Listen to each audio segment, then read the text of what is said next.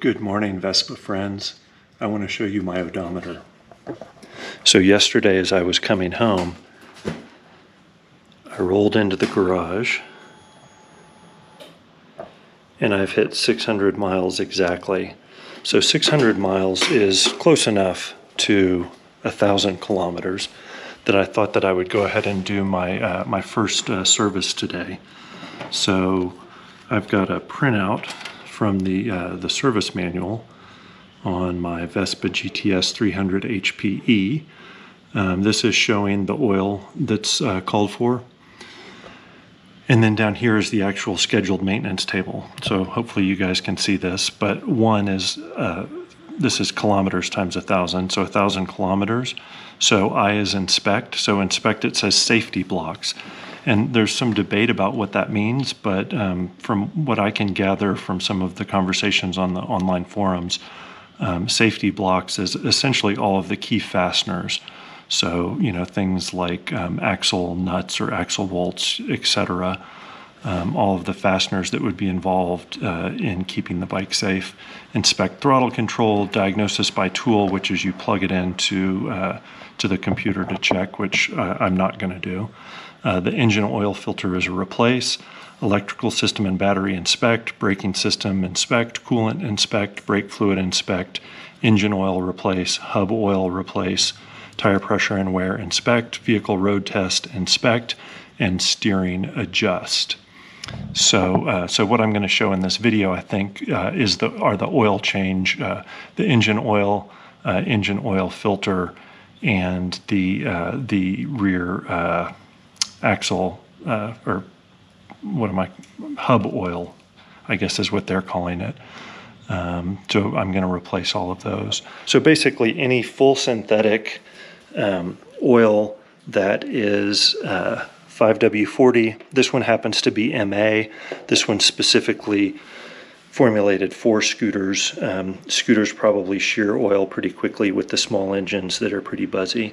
But these are the basic tools that I'm going to need for the engine oil change.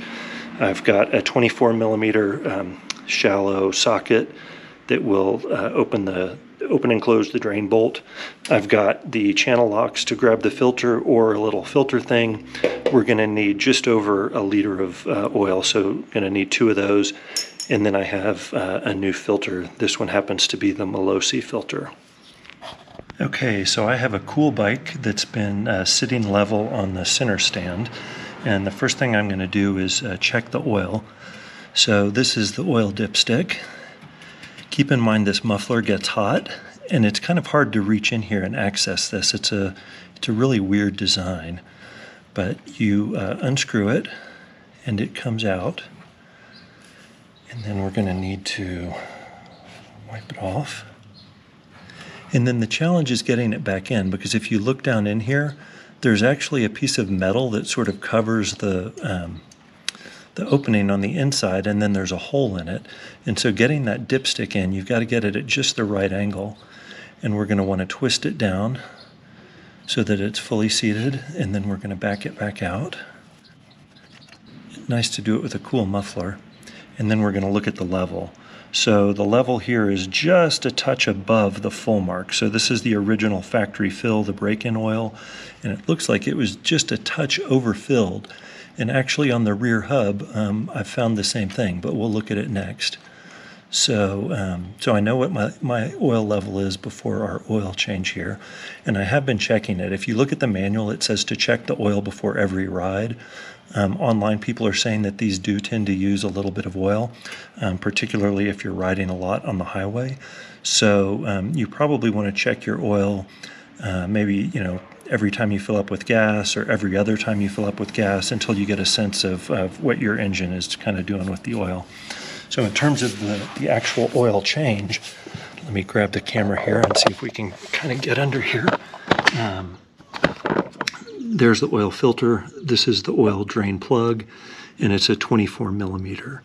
So getting a socket on it with the muffler still on may be a bit of a challenge. I've got a short socket that just fits. And yeah, so should be pretty simple. The only hassle is that the center stand is right here. So if you have the bike on the center stand, when you pull the drain plug, it could be messy. So some people, I think, probably get a funnel under here. I think what I'm going to do is take it off the center stand, put it on the side stand for the drain, and then handle it that way. So let's go back over and look at the hub. Okay, so now we're over on the left side of the bike, and I'm going to take my rapidly getting greasy rag here and just kind of wipe off around the dipstick here before I unthread it. So this is the dipstick for the rear hub oil. And I'm going to do the same thing. I'm going to wipe it off on a clean part of the cloth, and then we're going to thread it all the way in. And this dipstick's confusing because it has a bunch of marks on it. Apparently they use the same dipstick in a number of different bikes. And so for this particular bike in this application, we want the oil level to be right here at the very bottom, the first mark at the bottom. That's your full mark. You don't want it to be too far above that. This one is actually slightly above. So again, it looks like the factory ever so slightly overfilled it. In both cases, the oil is looking really clean on these. I wouldn't expect this hub oil to get too nasty, but the engine oil looked pretty darn clean too. So that's a good sign. But we're going to go ahead and do the change. Okay, guys and girls, let's do an oil change. So I've warmed the bike up, and I now have it on the side stand. And I'm going to take my trusty turkey roasting pan, put it underneath. And I'm using this pan because I actually want to measure the amount of oil that comes out this time. I know what the capacities are based on the manual, but I want to see how much stays in there. Just get a sense of it. So it doesn't really matter if I crush the casing on this filter, but I want to get it loose enough that I can start to do it by hand. Being careful of the hot pipe there. Okay, so that might be loose enough, and I'm going to back out the dipstick so that there's air coming in as the oil drains out. That'll make it drain a little faster. Again, watching for that hot muffler there. Okay, so that's loose. You know what? I'm going to keep going with this for a second. Okay, that's pretty loosey-goosey. Hot muffler.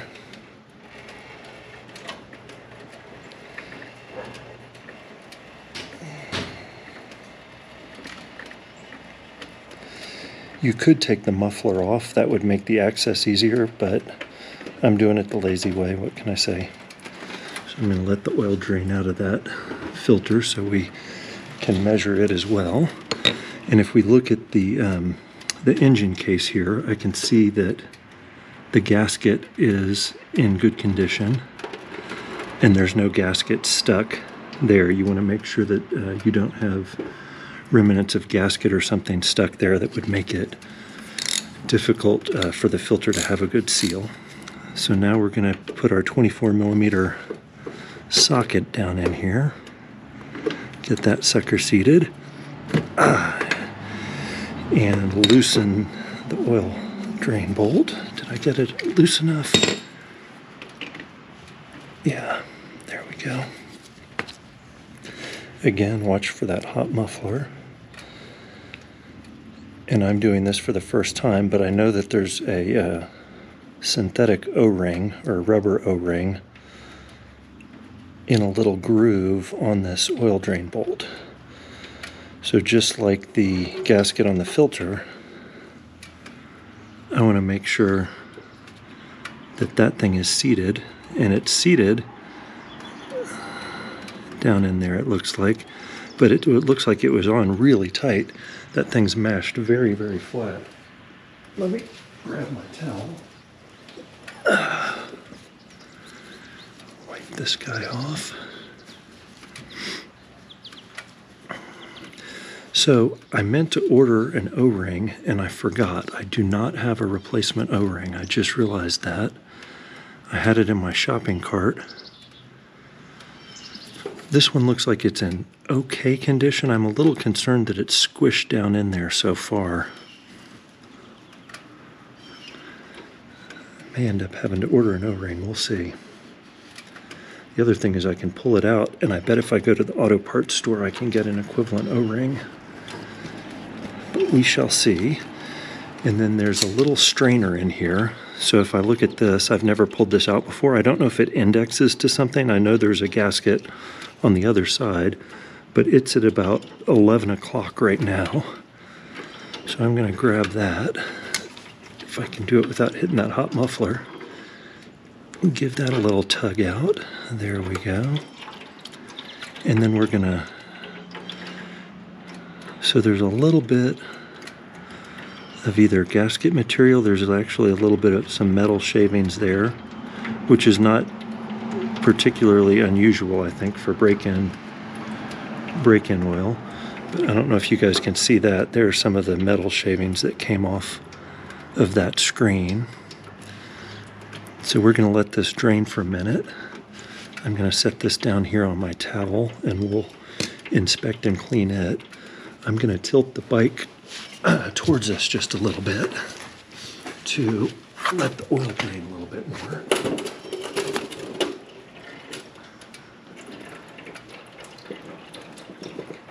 It's nice to have such a light bike. Makes it very easy to tilt.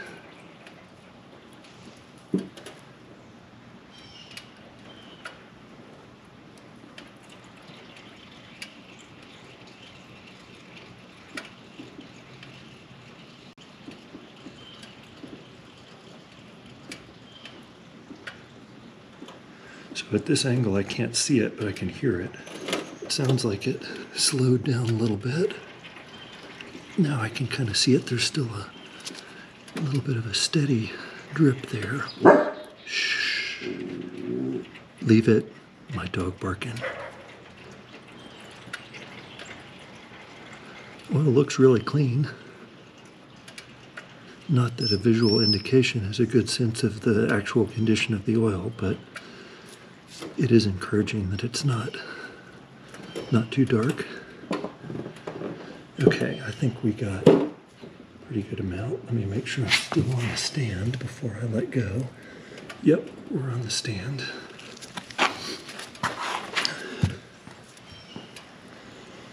Okay. So I'm going to take a clean part of my rag. Just make sure that these surfaces are nice and clean. That one looks fine, but I'll wipe that little drip anyway. Get the drips from underneath.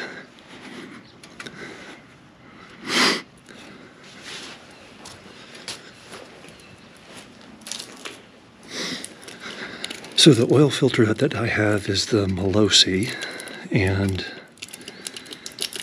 it has a nice gasket on it already. And it's actually pre-lubricated, so if it wasn't lubricated, I would take some clean oil and rub it around so that there was a wet gasket and a good seal. Get my hands around this hot pipe. Probably should have taken these gloves off, they're a little bit oily.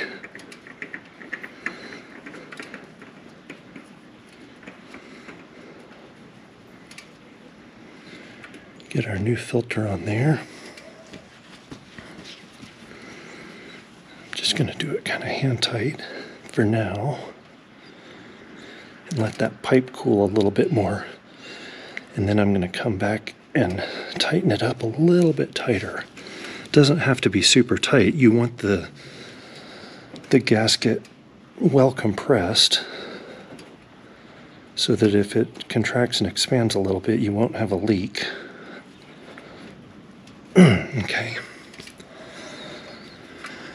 let's look at our little filter here. It actually doesn't look bad. There were just a couple of those little metal shaving chunks, like there's a little hair there, little metallic hair. Looks pretty good. Notice that there's the O-ring that sits in this little groove. We want to make sure that that's good. And it's circular, there are no notches or anything, so I guess it doesn't index. This O-ring, when you put it back in, must hold it.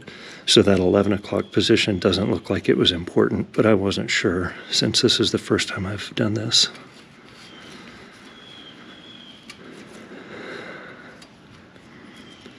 So that looks pretty darn clean at this point. I think we're pretty good.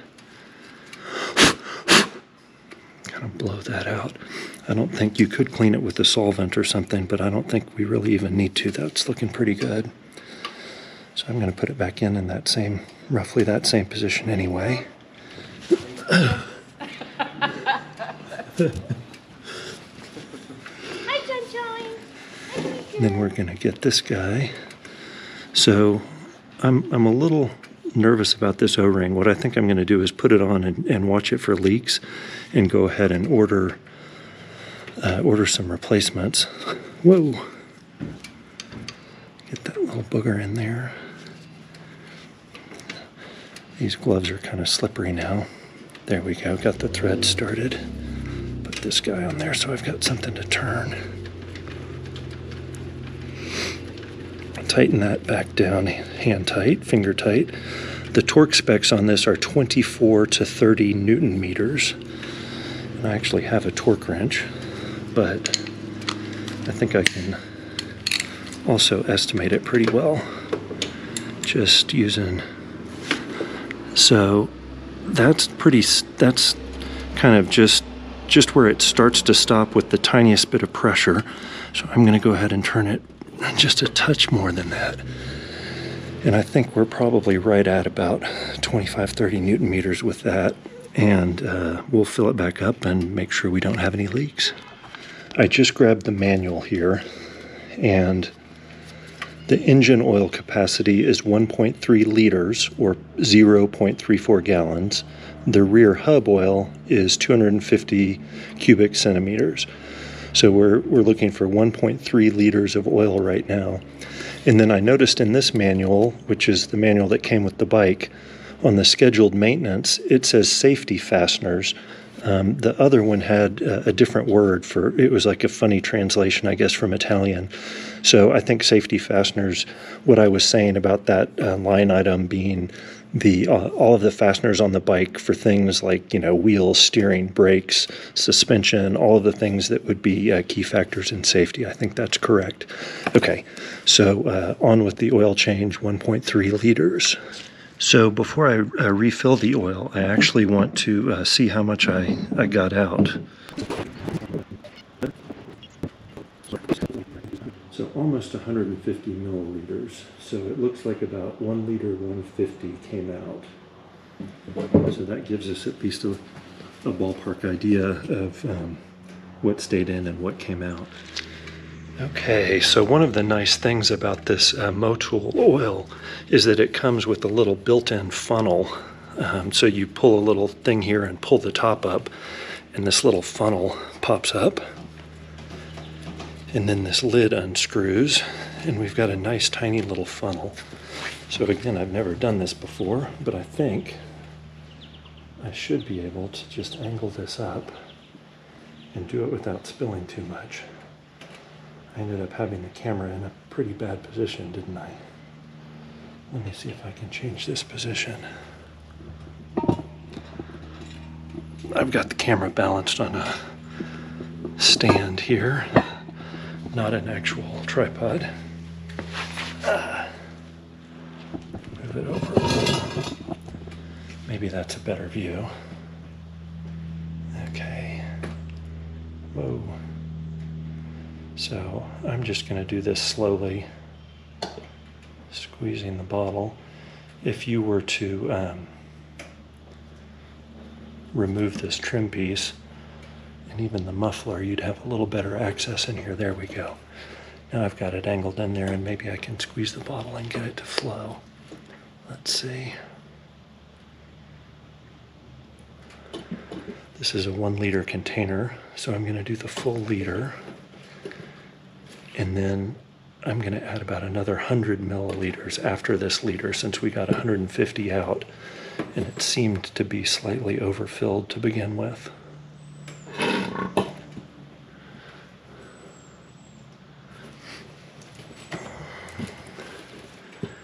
And I've got my little drain pan under there just in case I get messy. Okay, so that was almost. So there's just a little bit more in there. Let's see if I can sneak it out.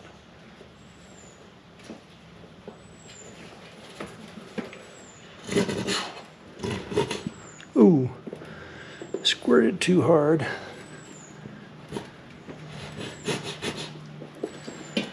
My rag and catch that drip before it gets down there. Managed to get a little splatter on the muffler there, but that's okay.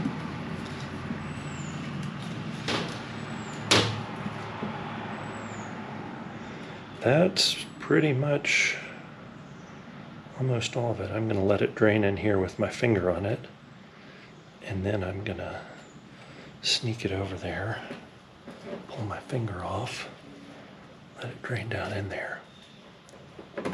Okay, I think I can say that we've come pretty close to killing that liter. Now I'm going to do another 100 milliliters. If you look at this container, it's marked, so you can do 100 milliliters pretty easily. That'll bring me down to 900, so I'm going to go grab another one and we'll do that. Okay, here we are on bottle number 2. This little plastic thing pulls off, and then you've got to have a pretty good grip on it, but the little funnel pops out, and then the lid screws off. And we want to empty it down to this 900 milliliter mark.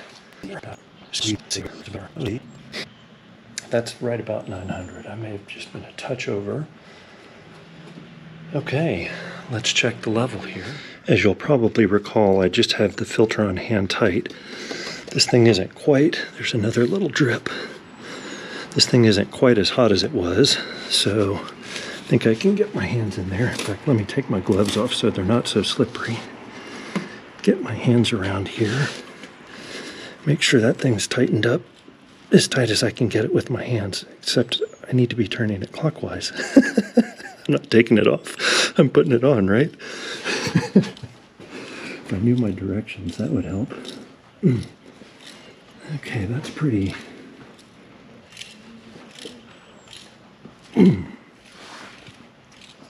That's about as tight as that'll go. And then, let's see, get this little booger in here. Whoops, I've got it on backwards. Don't want to crimp the case, but this will give me a little more leverage.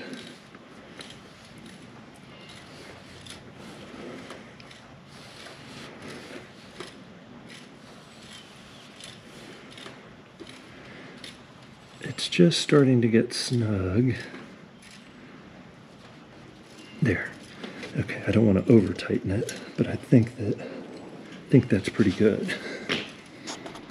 Okay, so I put the bike back up on the center stand, and I need to, if I can get down here with the camera, switch hands, replace the dipstick. Before you start the engine, you want to make sure that that is in there. Otherwise, you're going to have a big old mess. Actually, let me put the camera up there and see if you can see inside. I can't see it. I don't know if you can see what's down inside there, but there's a piece of metal with a round opening in the center. And you have to get the dipstick into that little round opening that you can't see, and you've got to get it at just the right angle. Okay, so we're going to twist this. There's not much room for your hand in here, especially when the muffler's hot, which it's just warm now. Okay, that's tightened down. We have our oil filter seated, and we have our drain plug seated, so we should be good to go. And I'm going to start the engine for a second.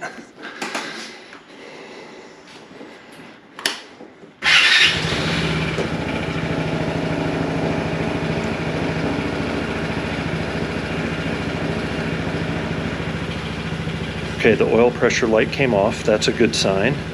And the engine, I don't know if you could hear it, but when it first started, it was a little noisier than usual. and then it quieted down. So presumably that means that the oil is circulating. So I'm just going to let it run for a second.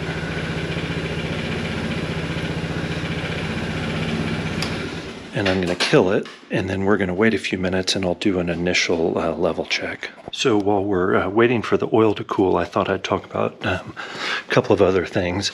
So I've gone around the bike and I've done just sort of a basic check. I've looked at things like the brake rotors to make sure that there isn't any unusual wear. I'm on the ground kind of scooting.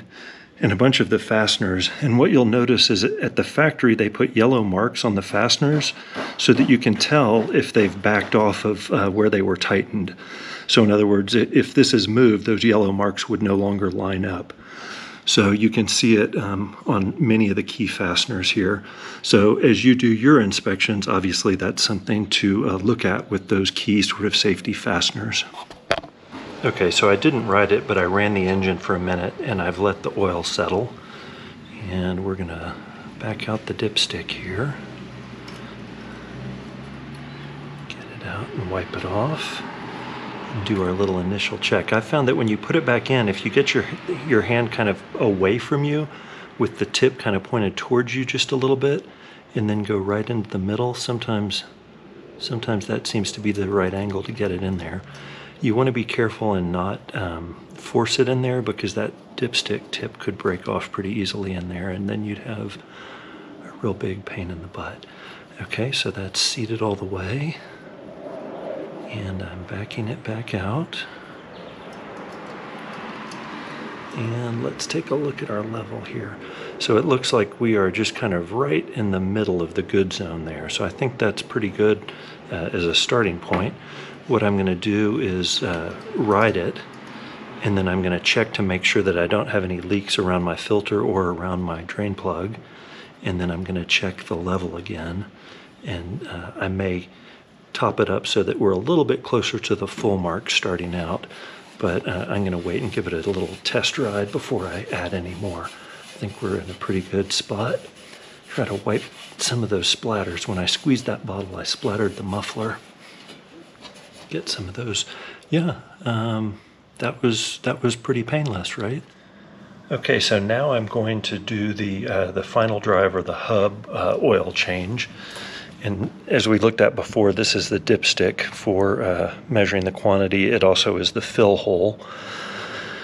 The drain hole on this is really weird. It's on the back side of this hub assembly, and it's a 6mm Allen bolt. And so to get to it, we have to go to the other side of the bike. Let's see if I can even get the camera down here. And then when you look through the wheel on sort of the front side here, so here's the front of the muffler. This is the lower fastener for the muffler. So just in front of that is that little 6mm Allen. And you need to get it out and the oil is going to drain down. And so unless you get something up in there, it's going to drip all over the wheel and the tire. So I need to get a piece of cardboard or something that I can slide under there. Then I have my socket with an extension and a little joint here so that I can get through here, loosen that, and then pull it out. And it only takes 250 milliliters of fluid. So we'll see. I'm going to go try to find something that I can get under there to act as sort of like a funnel or a deflector to keep the wheel clean. Okay, so here's my improvised solution for protecting the wheel when we drain the hub oil. I just took the liter container of the Motul oil and turned it into a little funnel, and I think I'll be able to get that up under there. And then this little leading edge, it's kind of flexible, and I think if I'm holding it from kind of around the other side with my hand, and then I back the screw, the bolt out, I can just slide this up, and hopefully it'll catch the oil and keep the wheel clean. We'll see. Okay, I've got a couple cameras set up. I don't know if I'm going to be able to narrate this. I'm going to be kind of away from the camera. So I've bent my pan. I've got this thing ready to slide up there. I'm going to loosen this so the oil will drain. And then let's see what we can do here. Get in there, you little booger.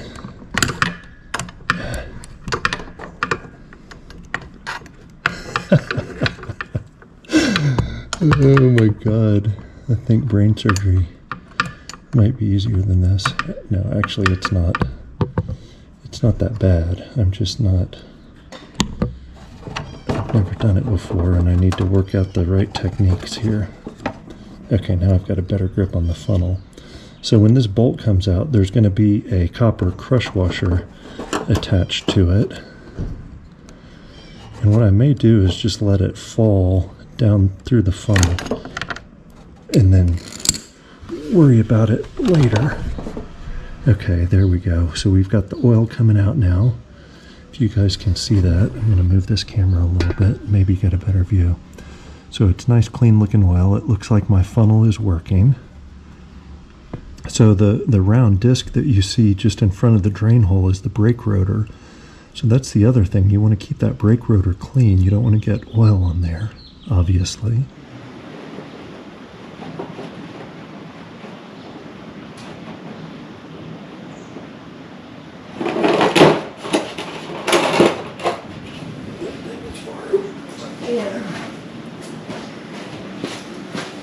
Get over here real quick and see where they're dripping. They're dripping right onto the edge of the wheel there. Get my rag and stick it up there. Okay. So, just like the O-ring for the oil drain plug, I have not ordered a new crush washer. And in fact, I don't even see the crush washer in here. Let's see. It may be stuck to the surface somewhere over there. Oh, no, there it is. It's right here inside the funnel. So there's a small copper crush washer, which looks to be in pretty good condition. So again, I'm going to reuse it. I'm going to reuse it this one time. Whoops. I'm going to reuse it this one time and order some more. So I think we'll be okay to use it twice. Should be good. Get my fingers wiped off here. And I'm going to get back around to the other side and reinstall it and torque it down. Okay. So we are back over here. I've got the bolt with the crush washer on it. And see if we can get it started. Okay. So it's going in. Okay, so that's hand tight. Then I'm going to get my torque wrench.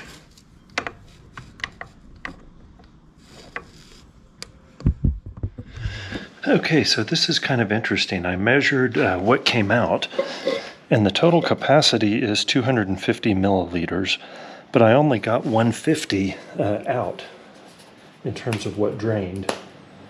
Maybe a touch above 150. So I'm gonna go ahead and pre-measure. That's 50, 100, 150. So that's what I'm going to put in to start, and then I'm going to check the level. On a lot of the motorcycle final drives, you'll have a hole in the side that's your fill hole, and it's also the level, so you can't overfill the final drive. You'd run a tube into the fill hole, and then you fill it, and as soon as it starts dripping out, you know that you're at your level. You pull your hose out, you let whatever drip out, and then you know you're at the correct level. On this, you can overfill it because you're filling through the dipstick hole, and we want to get it to this first mark right here. Should be the fill mark for this bike. So that's how much we want.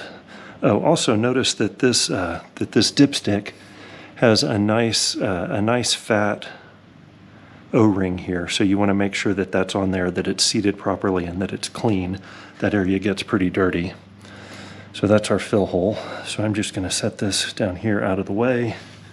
Let me move the camera a bit. Let's see here. I don't have the rear screen on, but that ought to be a pretty good view, I think. I've got a clean funnel here.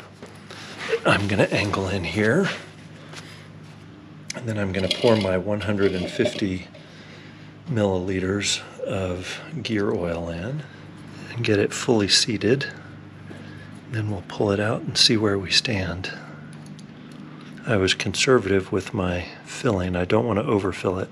Okay, so we're just below that little dot. And I believe we want to be to the first line, not to the dot.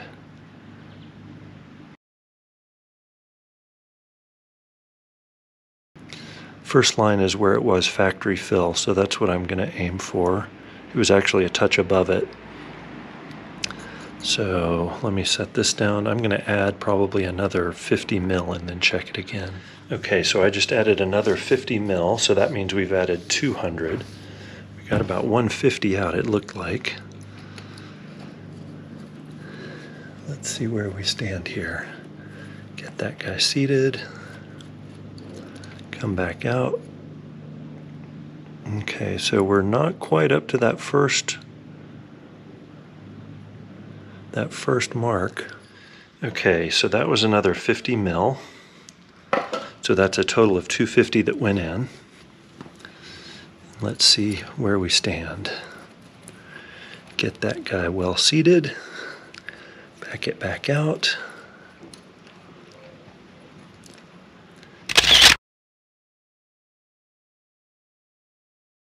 And we are right at that line. I think we're just at the line, so that looks like it's perfect. So I'm going to tighten that sucker back down, make sure that O-ring is nicely squished. Oh, I guess I should highlight a couple of other things while we're here. There was a fault or a flaw in the casting on this hub casing, it looks like, on this bike. Or the machining or whatever, but I'm assuming that's just a cast piece. And that was there when I bought it, which was interesting. And then this little guy right here, this little plastic bubble, this is the air filter housing. And so if for some reason you had fluid in your air filter, oil, fuel, water, whatever, it would drain down here. So when you're checking your hub oil and that sort of thing, also take a look at that. Again, you can see green marks on these fasteners that's showing that I guess they've been checked at the factory. It doesn't look like these have a reference mark, so that doesn't do you much good. But anyway, hub oil change should be complete. One last thing, and then I'm going to wrap this video up. There's a little torx screw right here, and when you undo that, this panel pops out, and you have access to the reservoir for the coolant, and there's a high mark here and then a low mark here. And mine, if I open it up, it may be easier to see. There are two little plastic lips there. The lower lip is the maximum level. The upper lip, the one closest to us at the bottom of the tube, is the maximum level. The one at the top of the tube is a little bit lower, and it's the minimum level. And so my coolant level is just a touch below that minimum level. So ideally, I should add a little bit of coolant. I don't have any at the moment. I'll be getting some, but I did check the bike when I bought it, and it was actually a touch low from the factory. So I don't think it's lost any coolant. But I'm going to get some and add just a little. Okay, you Vesperados. So I rode the bike about 80 miles, and I've let it sit, and I checked the oil level, and I've topped it off, and now we're right at the full mark, and I ended up with about 1.25 liters, so 1 liter, 250 milliliters. So there are just a couple of items left, I guess, on the service list. This video is getting long, but we'll jump through those real quick. So the first item on the list is the coolant, and as I mentioned before, my coolant level is a little bit low. If you can see those two plastic tabs inside there, I'm trying to get my shop light where we can see it. The coolant level should be in between those, and right now it is just below that minimum mark, which is the mark on the top part of the tube. So I've got a little coolant prepared here, And we are going to top this baby up. Now it's really important that you use the correct kind of coolant. And I'm going to put the specs on the screen. Look at your manual. Using coolant is kind of like oil. There are all sorts of specifications. Get that level right. Let me grab the light here. See how we are. Okay, so now we're just above. If you can see, the fluid level is now just above that minimum. So I'm going to add a little bit more. But if you mix the wrong kinds of coolant together, you're going to get a gel, and then you're going to have to flush the system, like actively flush the system. That happened to my wife's car at one point. A mechanic added coolant, and they added the wrong kind, and the two different types of coolant reacted with each other. Okay, so we are now just below that max level there. I don't know if we can see it in here. Let's see. Yeah, it's really hard to see through this bottle. So I think you're better off looking in the tube there.